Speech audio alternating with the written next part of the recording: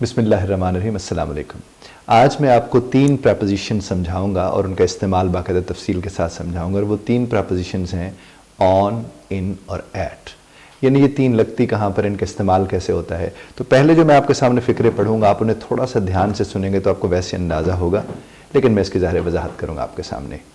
एक ये कि एट वीकेंड्स, एट वीकेंड्स, यहाँ पर आपको अंदाज़ा हो गया कि वीकेंड्स के साथ एट लगता है। तो at weekends I watch movies, यानी आप अपने किसी दोस्त को बताते हैं कि मैं वीकेंड्स पे क्या करता हूँ, वो जो भी आप काम करते हैं, तो आई लगाकर आप अपना काम बता दे देंगे। और ये सिंपल प्रेजेंट में आप बता रहे हैं, जैसे आपने बोला ना at weekends I watch movies, मैं मूवीज़ देखता हूँ वीकेंड्स के ऊपर जाकर। आप जो एक्टिविटी करते हैं वही बताएंगे। दूसरा आप देखिए इन स्प्रिंग, इन ऑटम, ये जो सीजन्स हैं इनके साथ आपका इन इस्तेमाल होता है।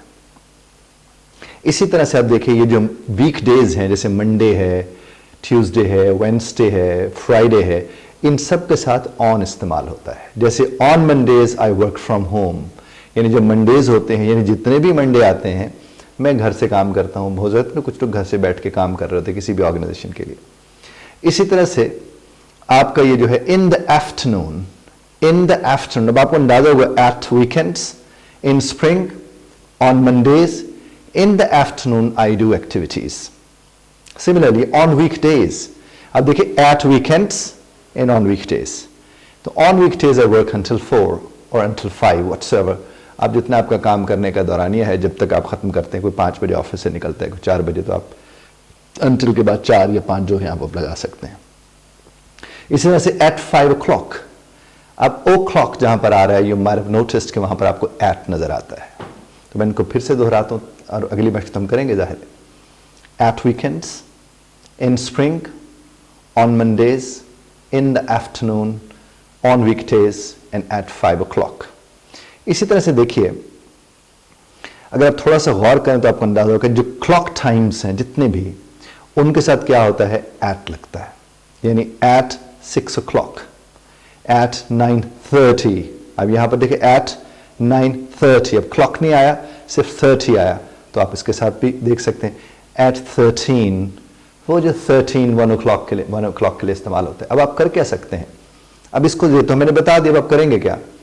आप एक छोटा क्लॉक जो आपके दीवार के ऊपर लगा हुआ वॉल क्लॉक, वो उठाइए, अपनी वो जो डाइनिंग टेबल है उसके ऊपर रखिए, अपने इर्द गिर्द बच्चों को, जो आपके घर के अफराद हैं उनको बिठाइए, और आप क्या करते जाएं कि क्लॉक की सुइयाँ घुमाते जाएं, और जब सुई सामने आए उससे बोले हाँ भी आप बताओ क्या है, हाँ भी आप बताओ क्या है।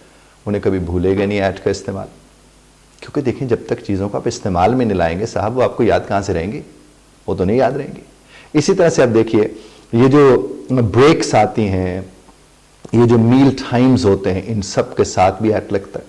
जैसे कि आप गौर कीजिए थे कि at breakfast time, at breakfast time, at lunch time. At breakfast time यानी सुबह के नाश्ते का वक्त हो गया, at lunch time, at dinner time, at break time. तो यानी आप कोई भी एक्टिविटी करते हैं तो एट ब्रेक टाइम आपने, यानी आप दोस्तों से मिले एट ब्रेक टाइम कह सकते हैं। इसी तरह से कुछ लोग होते हैं डिनर टाइम पे किससे जाकर मिले, या आप किसी का इंतजार कर रहे हैं और आप किससे मिले हैं, तो at lunch time, dinner time, break time, breakfast time. Similarly ये जो दूसरे फ्रेजेस हम इसके इस्तेमाल करते हैं वो भी देखने वाले कि एट नाइट इस्तेमाल होता है, एट नाइट, एट वीकेंड्स मैं शुरू में आपको बता चुका, और एट ईद ऑन भी इस्तेमाल होता है, लेकिन यहां पर एट ईद, वो जो कोई भी ऐसा मजहबी त्यौहार जो एक दिन से ज्यादा कहो उसके लिए नॉर्मली एट का इस्तेमाल होता है, जैसे एट क्रिसमस, एट ईस्टर, और मैंने आपसे पहले अर्ज किया एट ईद। इसी तरह से जब हम इन की तरफ जाते हैं तो इनका भी इस्तेमाल आप देखें तो क्या है, in the morning, in the morning यानी सुबह के वक्त के लिए आ गए, ये जो पार्ट्स ऑफ द डे है, इन द आफ्टरनून और इन द इवनिंग, तो शाम के लिए, दोपहर के लिए और सुबह के लिए। इसी तरह से जो महीने हैं, जैसे इन फरवरी, इन जून, इन मार्च, ये लग सकते हैं। और इसको आप कैसे याद करेंगे, बड़ा सीधा सा फॉर्मूला है कि आप अपना वो जो कैलेंडर होता है वो फिर से टेबल पे रखिए या कैलेंडर के करीब जाके खड़े हो जाइए और उसको बोलते जाइए, बच्चे वहाँ खड़े होंगे सब, इन जनवरी, इन फरवरी, इन मार्च, इन अप्रैल, इन, अब ये जब लगाते जाएंगे उन्हें वैसे याद हो जाएंगे। और बच्चे तो आप चाहे चाहते हो फिर किसी वक्त आएंगे और लगाएंगे, इसके साथ इन लगता है ना, तो साहब भूलेगा नहीं, और बच्चे कहाँ भूलने देते हैं, नहीं भूलने देते, आपको पता है इस चीज़ का। उसके बाद देखिए ईयर्स हों, सेंचुरीज हों, डेकेड्स हों, इनके साथ भी ये लगता है। जैसे मिसाल के तौर पर देख लीजिए in 2016, in the 21st century, in the 80s, in the 90s, ये सब आप देख लीजिए इनके साथ क्या लग रहा है, इनका इस्तेमाल हो रहा है। बिल्कुल इसी तरह से कुछ और टाइम फ्रेजेस भी हैं जो कि इस्तेमाल होते हैं, जैसे in the past, in the future, in the last few years, in the last few months, in the last few weeks, in the last few days. तो आप देखिए यहाँ ये सब के सब इस्तेमाल होते हैं। और देखिए मेरा आप तक इस बात को पहुँचाना तो आप तक पहुँचा दिया, अब इसको कैरी करना या इसको अपनी ज़िंदगी का हिस्सा बनाना, ये तो साहब आपका काम है। आप करेंगे, नहीं तो फिर कल को आप कहेंगे हाँ भाई समझ तो आ गया था लेकिन याद नहीं रहा। भाई याद कैसे रहे, इस्तेमाल में हो तो याद रहे ना। जी जनाब वाला। इसी तरह से हम जो ऑन है मैंने आपसे भी कुछ देर पहले भी अर्ज किया कि ऑन मंडेज है, ऑन ट्यूसडेज है, on my birthday, on new years day. तो ये जो डेज होते हैं उनके साथ जनाब वाला ऑन लगता है। इसी तरह से जो डेट्स होती हैं उनके साथ भी लगता है, जैसे on 30th July, on the 2nd of August।